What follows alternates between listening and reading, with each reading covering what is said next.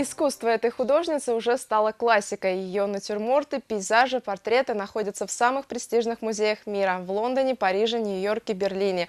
В фондах Третьяковской галереи ее работы всегда на почетном месте, а теперь и увановцев смогут приобщиться к творчеству народного художника России Татьяны Назаренко. Выставка, которая открылась в Плёсе, в Музее пейзажа, рассказывает Ольга Евгеньева.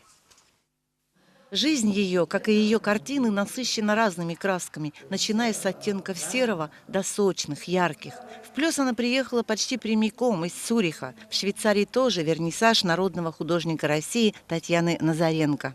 Когда я говорила в Цюрихе, что у меня выставка в Плёсе, я говорю: о, Плёс, конечно, мы знаем, это Левитан. В Плёс она мечтала приехать давно, еще в детстве, когда листала-перелистывала 3 бесценные книги «Левитан», «Серов» и «Врубель». Родилась и выросла Татьяна в Москве. Художников в семье не было. О том, что представляет собой ее родословная, зритель узнает из цикла живописных полотен «Фамильный альбом».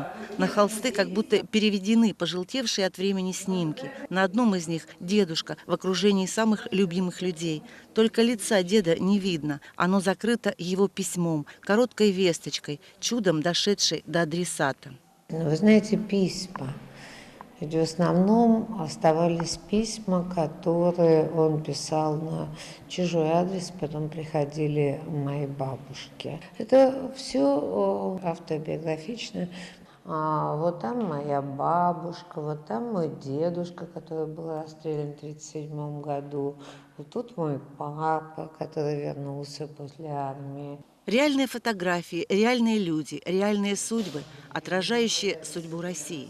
За творчеством Татьяны Назаренко внимательно следят искусствоведы. Они пишут, снимают фильмы. Один из них, вышедший на канале «Культура», устроители выставки демонстрировали как раз перед ее открытием.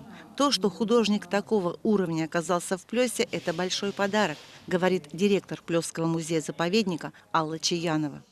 Месяц назад мы пригласили ее в Плёс, мы показали ей наши возможности экспозиционные, мы показали ей красоты Плёса, и на что мы и надеялись, Плёс ее зацепил.